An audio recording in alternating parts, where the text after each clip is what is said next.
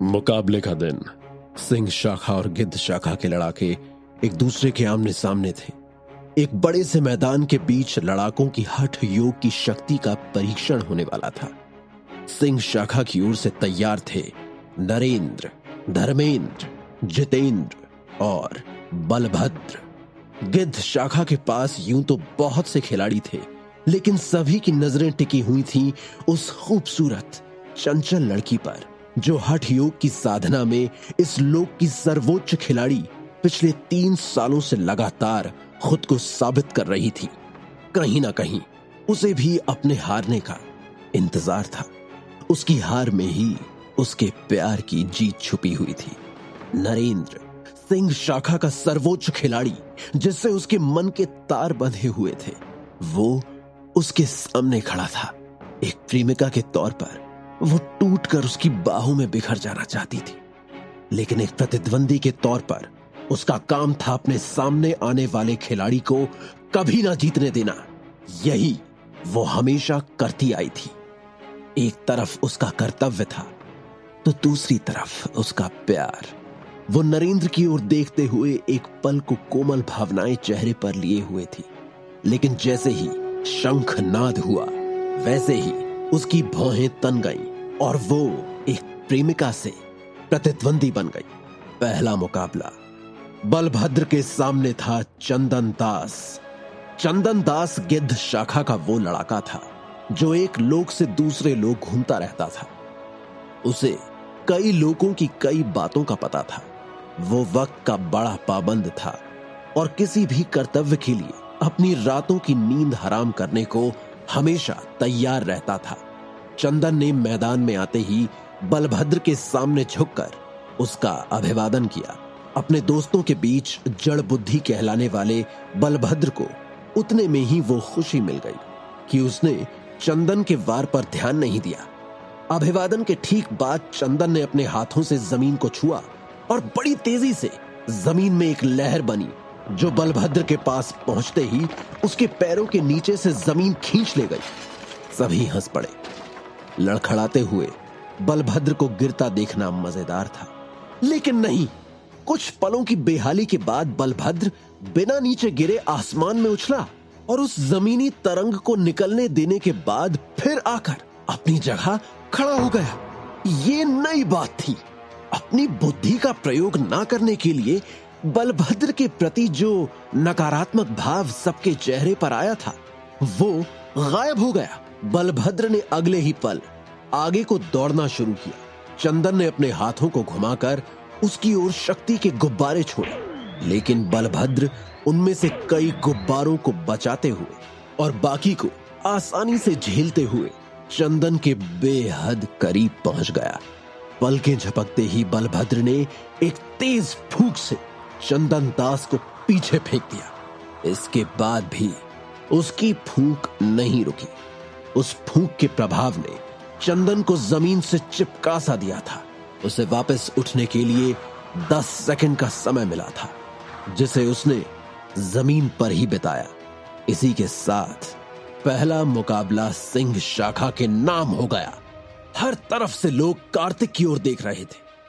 सभी को भरोसा हो गया था कि इस नए शिक्षक की विद्या ने कुछ कमाल किया है, जिसका असर देखना बहुत मजेदार होने वाला है। अगले सभी मुकाबले एक से बढ़कर एक मजेदार थे।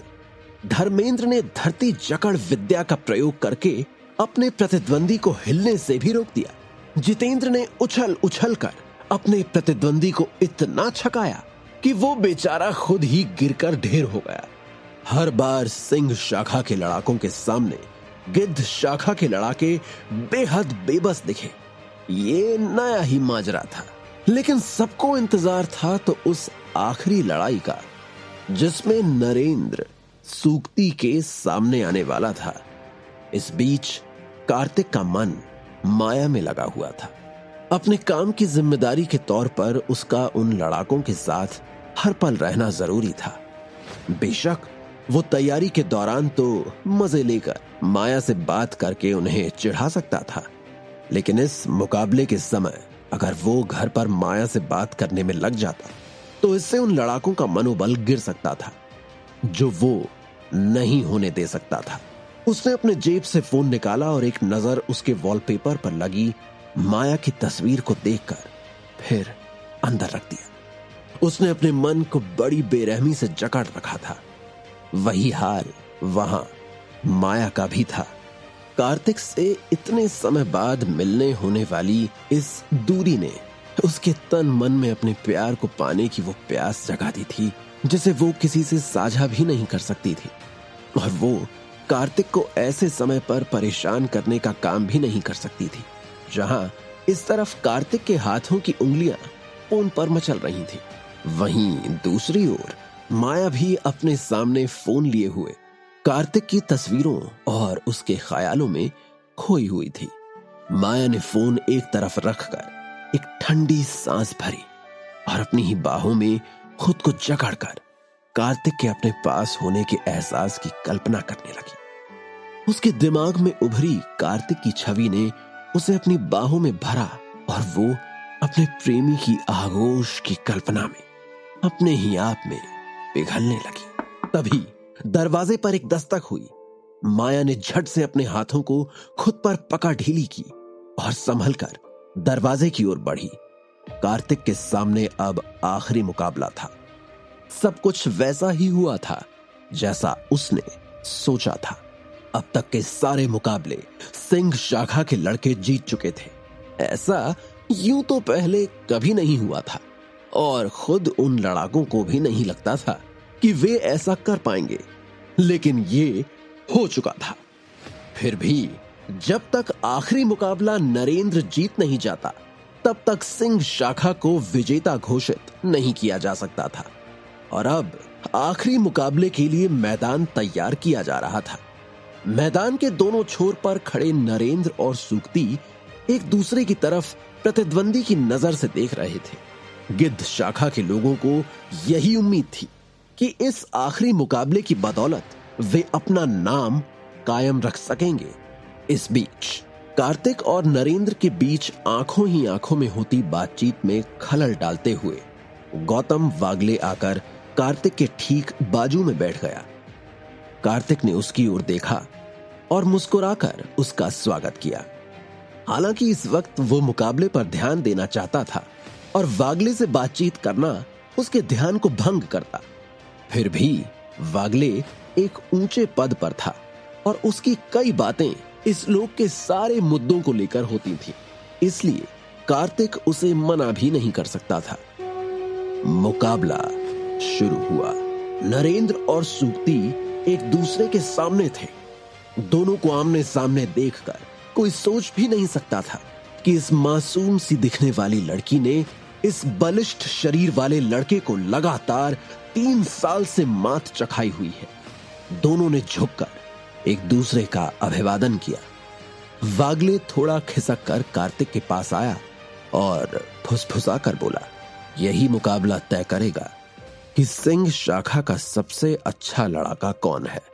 कार्तिक ने सिर हिलाया, लेकिन मैं यहां मुकाबला देखने नहीं आया हूं। मुझे लगता है कुछ जरूरी बात है जिसे तुम्हें जानना चाहिए।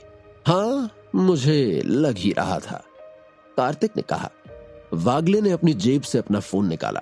यह देखकर कार्तिक को थोड़ा अजीब लगा कि वही वागले जो उसे इन लड़ाकों का शिक्षक बनने के लिए इतनी मिन्नत करके उसे यहां लाया था, वही अब आखिरी और सबसे महत्वपूर्ण मुकाबले में कोई रुचि नहीं ले रहा और ऊपर से वो फोन निकालकर उसका भी ध्यान भंग कर रहा है। सूक्ति ने मुकाबले के शुरू होते ही संभलकर नरेंद्र के पहले वार के लिए खुद को तैयार किया। उस तरफ नरेंद्र इस इंतजार में था कि पहला वार सूक्ति की तरफ से हो। दोनों ही मैदान में इस तरह आमने सामने घूमने लगे जैसे एक दूसरे को पहले वार के लिए उकसा रहे हो। वागले ने एक वीडियो निकालकर फोन को कार्तिक की नजर के सामने किया और कहा, विनाश को कुछ दिनों पहले छोटे आकाशी लोक में सिंह वंश के लोगों ने पाया था। उन्होंने उससे निपटने की कोशिश की। कार्तिक का ध्यान तुरंत मुकाबले से हट गया और उसके कान वागले की बात सुनने में लग गए, लेकिन उसने अपने चेहरे पर ऐसे कोई भाव नहीं आने दिए जैसे ये उसके लिए कोई बड़ी खबर हो। नरेंद्र ने ही आखिरकार पहला वार करने की शुरुआत की। वो हवा में बहुत ऊपर तक उछला और उसने ऊपर से सूखती पर अपनी ऊर्जा की फुहार छोड़ दी और सूखती ऊर्जा की उस फुहार में नहा उठी।